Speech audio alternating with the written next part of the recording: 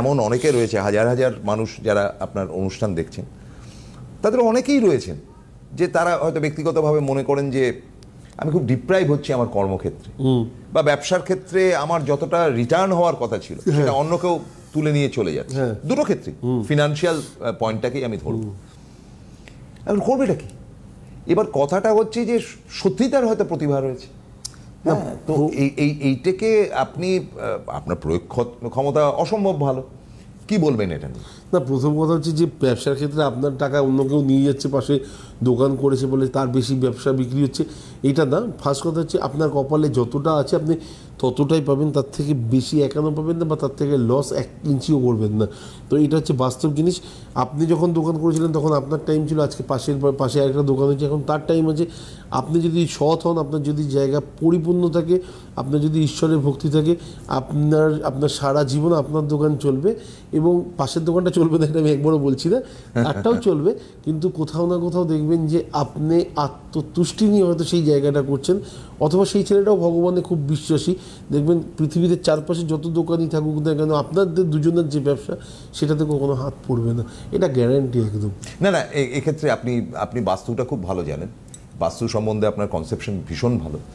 এবারে ধরুন ব্যবসার ক্ষেত্রে তো আমি এমন একটাভাবে বসলাম বা দোকানটা এমনভাবে সাজালাম, সেটা হয়তো বাইরে থেকে খুব লুক্রেটিভ লাগছে একদম, কিন্তু টোটাল বাস্তুতে গন্ডগোল একদম।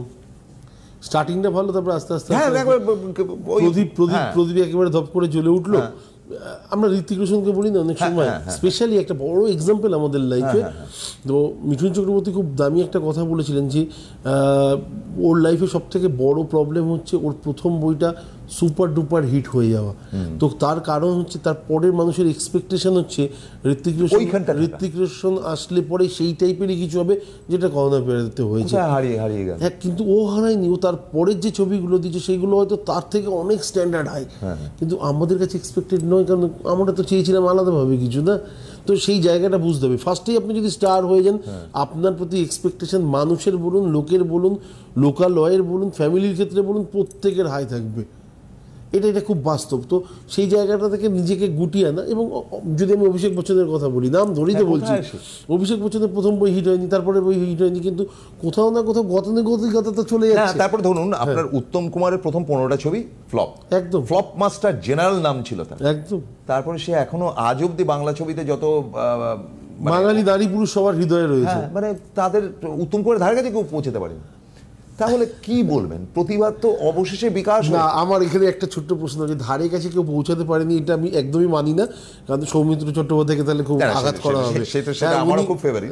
আমি বলছি তা না, ধারে কাছে পৌঁছেছেন, আমি বলছি ফর পপুলারিটি। হ্যাঁ, তাকে দেখলে পাগল হয়ে যাওয়া, রাজেশ খান্নাকে দেখলে যে পাগলটা মেয়েরা হয়েছে সেটা তো অমিতাভ বচ্চনকে দেখে হয়নি। স্টার এই জায়গাটাই আমি বোঝাতে চাইছি যে এই জায়গাটাই স্টার।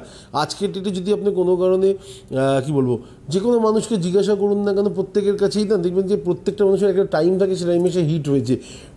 রাজেশ খান্নার নাম করলেন, একটা টাইমে হিট হয়েছে, তারপরে কোথাও না কোথাও ব্যক্তিসত্তা বা হীনমন্যতা প্রচণ্ড পরিমাণে কাজ করেছে, যেটা তাকে ব্যাকে নিয়ে এসছে। সেটা তো আমাদের ক্ষেত্রেও বাস্তব, প্রত্যেকের লাইফে বাস্তব। আপনি আরও দুজনের নাম বলবো যাদের দুজনের মধ্যে সাংঘাতিক পরিমাণ কম্পিটিশন ছিল। একজনের নাম ছিল অমিতাভ বচ্চন, একজনের নাম ছিল বিনোদ খান্না। এবং দুজনের মধ্যে যদি বলি, আজ পর্যন্ত বহু মানুষ বিনোদ খান্নাকে অমিতাভ বচ্চনের থেকে অনেক বেশি প্রেফারেন্স দিয়ে থাকেন, আমি যদি ভুল না হয়ে দেখি। লতা মঙ্গেশকরের অনেক ফ্যামিলি মেম্বাররাই স্পেশালি এই ব্যাপারটা নিয়ে আলোচনা করেছেন দীর্ঘদিন। তো নায়ক হিসেবে দেখতে শুনতে সমস্ত কিছু। স্টার যদি আমি বলি কাজ করেছে, কার কাজ করেছে? স্টার কাজ করেছে অমিতাভ বচ্চন, একদম ফেভারিট মানুষের কাছে, বাংলার কাছে, ভারতবর্ষের কাছে, কি বলো, বাইরে পর্যন্ত, যেখানে এমনকি ছবি করছেন ওনার হাতের এখানে যে একটা ইয়ে রয়েছে, স্টোন রয়েছে, নীলা বলেছে ভাই আমাকে যে চরিত্রই দাও, আমি এটা খুলছি না। কিন্তু না, এটা তো সবাই জানেন যে যখন এবিসি পুরো দেউলিয়াতে ঘোষণা করা হয় 94-এ, 92 ক্রোরের কাছে প্রায় ডিউ টু মানে কি বলো ডেবিট মার্কেটে যখন একটা চলে এসছে ক্রেডিট, তো সেই জায়গা থেকে কোথাও না কোথাও একটা বড় ধাক্কা, এবং সেই জায়গা থেকে কেউ না কেউ হয়তো বলেছিলেন। এবং আপনি জানেন যে কনমনেঙ্গা করোড়পতি লাইফে মোড় ঘোরানোর একটা ফার্স্ট ফেজ ছিল, এবং সেই সময় ওই জায়গাটা থেকে ওই জিনিসটা স্টার্ট হয়, এবং উনি সারাক্ষণ যতক্ষণ পেরেছেন ওটাকে আগলে রেখেছেন নিজের। তাকে কোন জ্যোতিষী দেখেছে সেটা তো আমার জানার